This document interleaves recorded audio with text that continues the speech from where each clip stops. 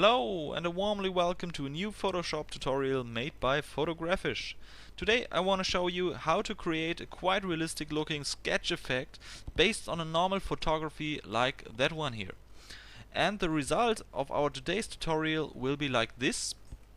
Of course, there are a lot of different ways to get this effect. Photoshop even includes a sort of filters for that, but using them means losing the control of your image, and the results never look as good as with a method I'll present you in the next few minutes. So let's start. First we have to eliminate the background of our image. To concentrate on the following effect, I already prepared a selection and created a working path. If there are any questions about it, please write it to me. The next steps will take place in the layer menu right down here. First, we duplicate our image layer by pushing the shortcut Ctrl J. Then we push Ctrl Shift U to turn the picture into gray tones. And once again we push Ctrl J to duplicate the gray layer. And now we want to invert this layer, so we hit Ctrl I and change the blending mode from normal to color dodge. What we see is almost white right here. But now when we click on Filter, Blur, Gaussian Blur, we are able to bring back the details of our image by a simple fade in the right direction. Like that one. In this case we choose a value of 10 pixels, depends on your image. To confirm our settings we click OK. Next we open the adjustment layer Levels to increase the contrasts of our details. Here we fade the gray tones a little bit to the right. Like that. Then we come back to our inverted color dodge layer.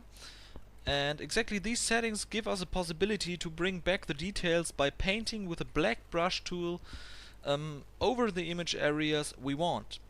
The opacity should be very low, like a percentage of 6, and the strength should be 0.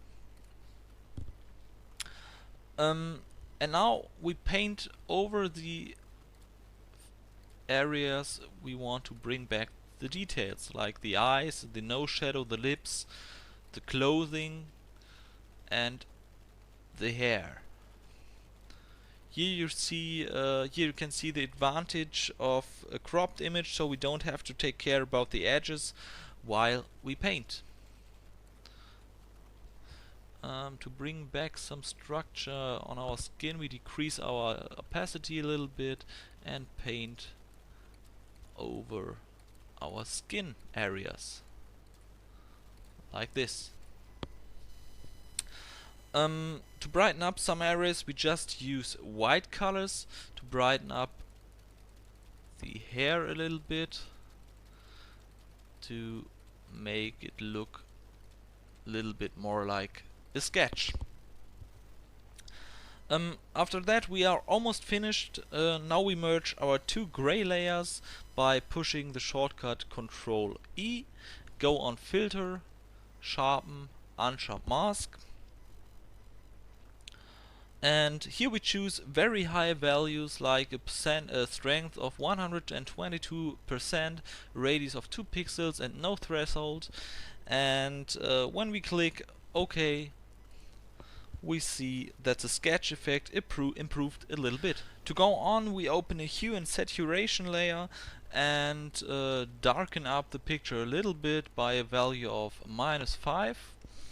And to add a realistic background that fits to our sketch effect, we open a new layer and fill the layer with a warm gray tone.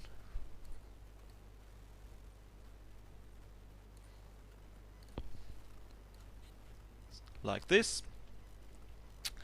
Then we choose the texture filter and choose texturizer, and then we click on canvas and confirm that with OK, so that our background has a nice canvas structure. To connect the sketch layer with the structure layer, we change the blending mode of our sketch layer from normal to multiply, and we see that the canvas structure comes through. The last step is to blur the image a little bit, because usually a sketch is not as sharp as a photography. So we go on Filter, Blur, Gaussian Blur, and a radius of maybe 1 pixel. Confirm OK. And that's the end of our sketch effect. If you like, you can rub the edges for a more realistic look. So we take the rubber